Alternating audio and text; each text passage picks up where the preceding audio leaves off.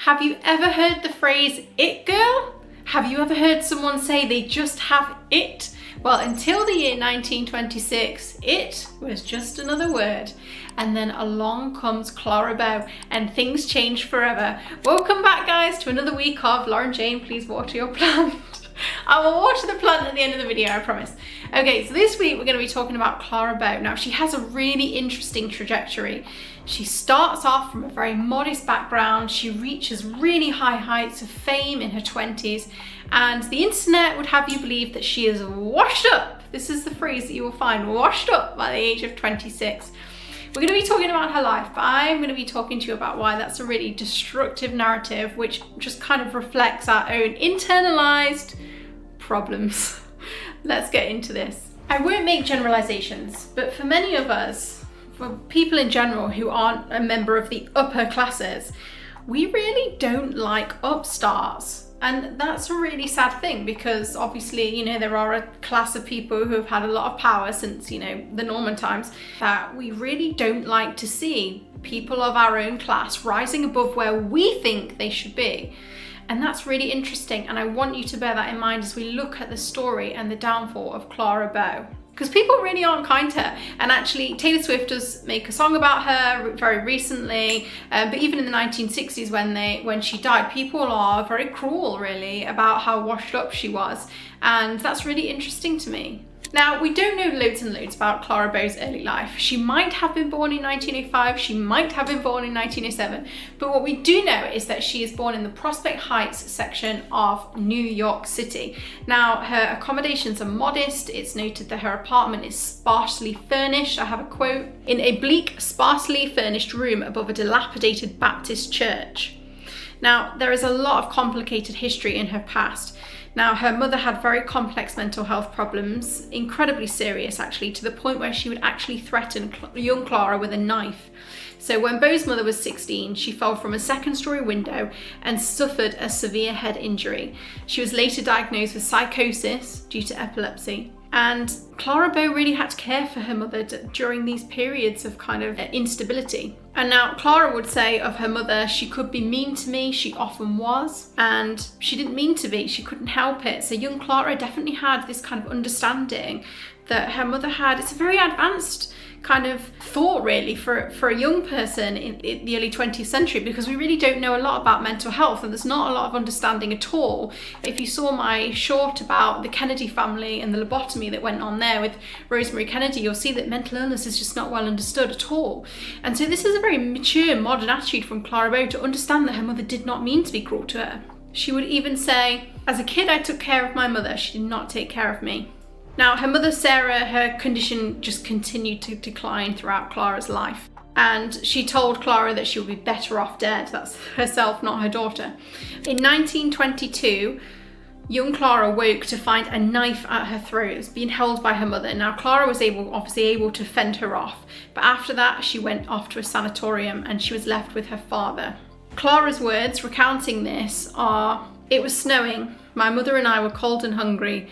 We had been cold and hungry for days. We lay in each other's arms and cried and tried to keep warm. It grew worse and worse. So that night my mother, but I can't tell you about it. When I remember it, it seems to me that I can't live." It's just such a sad, when I read that the first time when I was, preparing and researching this video, just so sad. Like when we think about mental illness today, you can never really separate mental illness from the situations that people grow up from, but when you have like extreme poverty like this, starvation, cold and hunger, the two of them kind of lying together, and then what drives this poor woman whose daughter is lying beside her, cold and hungry to do this? It's just unfathomable pain. And this is why, when we think later on about what Clara Bow what she has to face effectively from the media, she does everything. All of her rise is in spite of this horrific background. And people don't want to celebrate that. They just want to remember her fall and that she was a has-been. It's just mind-blowing to me. If you are a person who's looking at the biography of Clara Bow, it's impossible to escape kind of the accusations that in this period her father sexually assaults her. Now, I can't verify that one way or the other, because obviously without a police report or an autobiography by Clara herself, it's really difficult to comment on that. And I am reticent to comment on things like this because we don't have Clara's own voice. And it's like, I don't know if you saw my Pocahontas video, but like Pocahontas, in a lot of ways, in terms of her personal life, this early period, Clara Bow talks about the really painful moment with her mother where she tried to kill her. She doesn't talk about this, and so it makes me feel uncomfortable to dive any further into this. But what is for certain is that she has a very rocky start to life. In 1921 though, she does enter a fame and fortune contest, and this is what they had to say about her. She is very young, only 16, but she is full of confidence, determination and ambition. She is endowed with a mentality far beyond her years. She has a genuine spark of divine fire. The 5 screen tests she had showed this very plainly, her emotional range of expression provoking a fine enthusiasm from every contest judge who saw the tests. She's talented, this girl. She screens perfectly. Her personal appearance is almost enough to carry to her success without the aid of the brains that she indubitably possesses. I mean, what a great, she did 5 different screen tests and they are saying she's talented and she has a lovely face and she's clever to boot. I love that for her. She is cast in a film called Beyond the Rainbow, but very sadly for her, and this must be awful for any young professional, her scenes are cut. Can you imagine the devastation? But she keeps on going. She is cast in a film called Down to the Sea in Ships, and she gets rave reviews for that. This is really the start of her career starting to take off. Some of the reviews say, Miss Bow will undoubtedly gain fame as a screen comedian. Clara Bow has reached the front rank of motion picture principal player and scored a tremendous hit with Down to the Sea in Ships. Many in the industry liked her because she could cry on demand. And director Frank Tuttle said of her, her emotions were close to the surface. She could cry on demand, opening the floodgate of tears almost as soon as I asked her to weep. She was dynamite, full of nervous energy and vitality, and pitifully eager to please everyone. I mean, how sad is that? Knowing what we know about Clara to this point, how sad, you know, that she obviously keeps her emotions very close to the surface because of what she's had to do to get to this point. It's incredible. She still keeps going and she's brilliant. And she really had that star quality. She was not exotic like Theda Bara, but she had these huge, wider saucer eyes. She was very unusual looking and she was clearly very talented. A really great moment comes when she's on a Paramount set and she's spotted by the author Eleanor Glint. Now she is looking for a lead for her movie It. Now we are back to where we started, right? It Girl. And she is cast in this and she is an incredible success. And from this moment she becomes kind of the it girl of the 1920s, the flapper. She kind of typifies that whole kind of 1920s silent film moment. She's a complete sex symbol, guys. She's like the original sex symbol. Now, you might think that like in the early 20th century, the 1920s, 1930s, 1940s, that things are all very modest on TV. I mean, think I Love Lucy, you know, they kind of broke all kinds of barriers by having her like pregnant. That was the first time that was done. But actually in the 1920s, they don't have a lot of those laws in place yet. And the 1920s are years of sex appeal. And Clara Bow really exemplifies that. She is kind of groundbreaking. She's also working incredibly hard. Like she's putting out like 8 films a year, which I guess to a modern actor would be completely unbelievable, but that is what she was doing. Now I must remind you that these are silent films, not talkies, and there are many actors of that great silent film generation that just cannot, that they absolutely cannot translate to the talkies.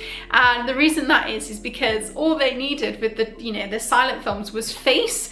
So, you know, you might be the kind of guy who looks like an Italian count, but actually you've got a really strong Texan accent that you can't change, and so you were playing the Italian count, and now all of a sudden, you know, people, you know, were kind of discarded and thrown away. People who were told they had horrible voices, who had been like great actors before the talkies came in.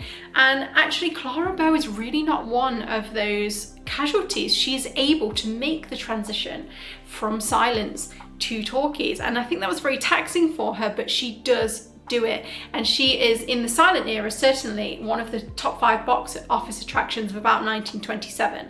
But as you can imagine, for any it girl, you know, life of a showgirl, she's pretty wild. And I'm going to read to you from a section from a New York Times article from 1965. This is what they thought about her. She was the press agent's dream. I bet she was. To please them, she barreled her red roadster down Wilshire Boulevard at top speed, accompanied by 7 child dogs chosen to match her auburn hair.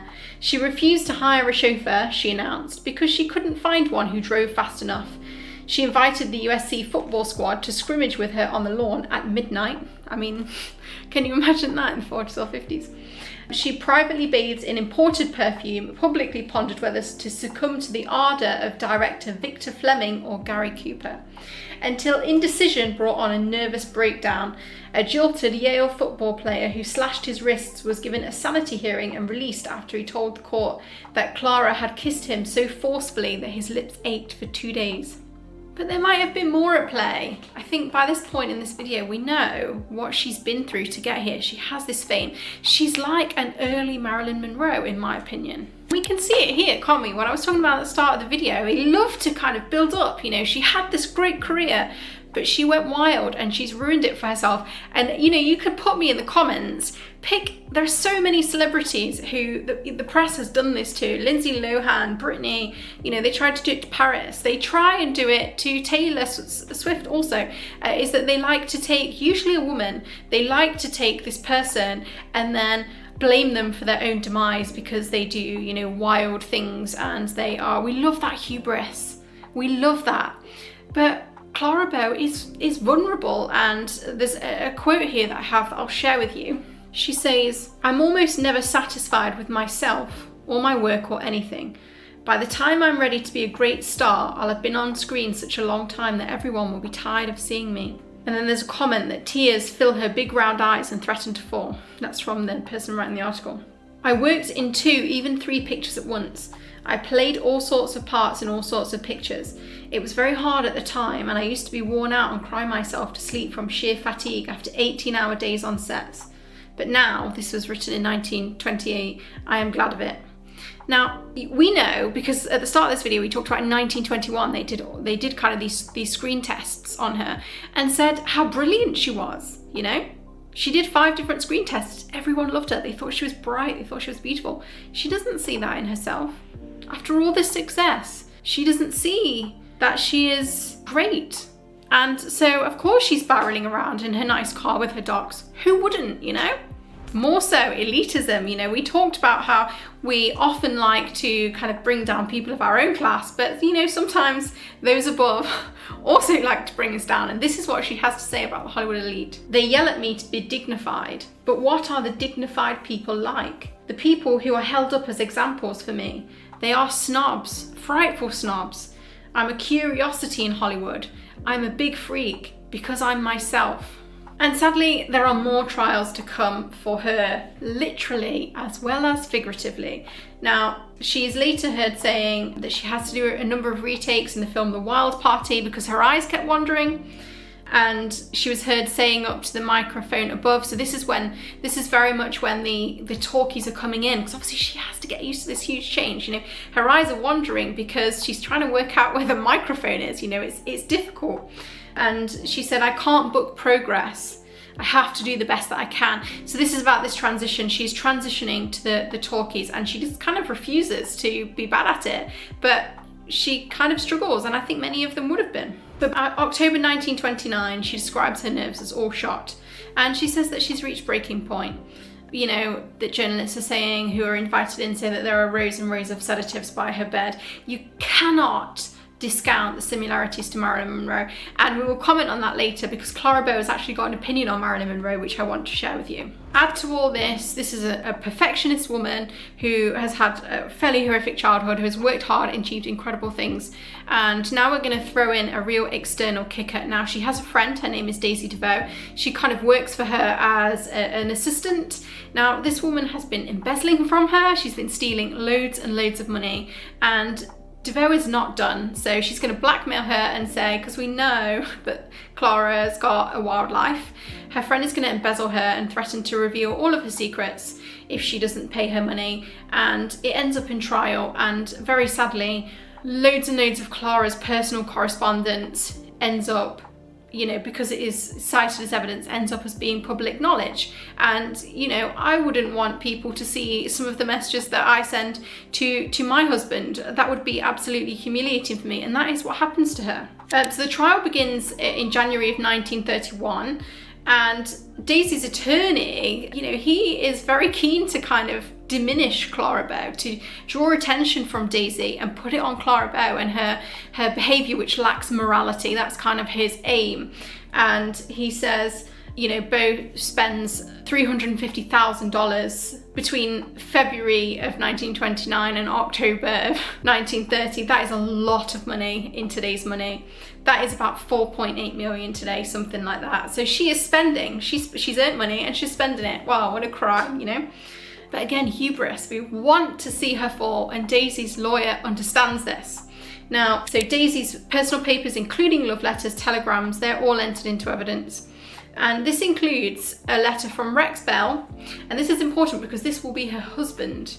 Their letters are kind of read out. One of them says, "Dearest sweetheart, darling baby, I do miss you, and this is only the beginning." There's nothing incriminating about this in the modern eye, but these two people are married, you know, in the 1920s. And we know, I might do a video later on about people like Judy Garland, but the studios in these days, they control their women. There are, you know, we're talking like forced abortions and all kinds of things that these, you know, young stars in the 1920s, 1930s, 1940s, they very much had to toe the line. And this is kind of what you're seeing, is that they want her to be a certain way, and she isn't a certain way.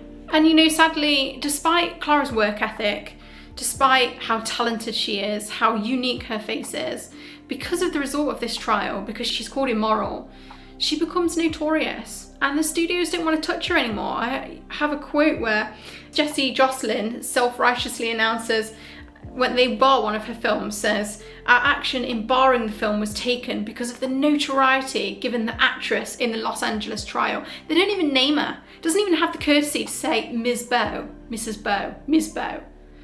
The actress in the Los Angeles trial is notorious. We won't deal with her films anymore. The picture is not of a type that we want shown. Now, the misery of having her private life made, you know, public consumption like this is just too much for her, and she ends up in a sanatorium, and she decides to move out of the public eye and live a quiet life, and she lives with her husband Rex Bell, and they have 2 children. But she ends up in a sanatorium again, and eventually she ends up kind of leaving her husband and lives alone in a bungalow for the rest of her life. What might have compounded this is that her husband, he wants to live a political career. He was an actor who's in some cowboy films. He is really attractive, but he decides he wants to leave acting and be in politics, and in 1944 he runs for the US House of Representatives. And it's at this point that Clara Bow might have tried to commit suicide, because she just didn't want to live it. She could not bring herself to live a public life again. That's how she felt, and this is, you know, 15 years after all of this sort of drama has happened for her, and she just cannot go to that place again. Now, she checks into the Institute of Living. She's treated for chronic insomnia and diffuse abdominal pains. That really interests me as a doctor. I'll tell you why. Because sometimes when people have really, really bad anxiety, that can manifest in things like phantom pains. We would diagnose, you know, things like, you know, nervous complaints and things like that. Now, that just might not have been picked up. She received shock treatment, and she was considered delusional. Now, it says in the article that I found that her pains were considered delusional. This bothers me as a doctor. We are taught at medical school the patient's pain you should never ever assume that a patient's pain is not real. That is a number 1 foundational rule. That's really important. To consider that someone's pains are delusional, that would be, I think, that should be a really tricky path to get to that point. And it is concerning, because she might well have had real pains, you know, things we don't know about, like complaints like endometriosis, or all kinds of things could have been causing her genuine pain, not just anxiety. And it looks like that was ignored.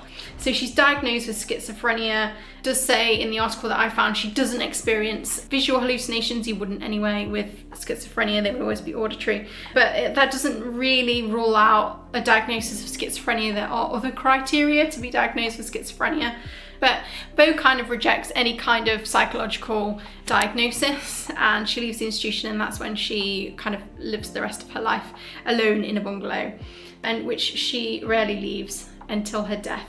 The last quote of hers that I want to include in this is what she says about Marilyn Monroe, and she says, in 1960, she writes to a gossip columnist called Hedda Hopper, "I slip my old crown of it girl, not to Taylor nor to Bardot, but to Monroe." And I think, having watched this video to this point, I think we all agree that leaving her crown to, it's a thorny crown, isn't it?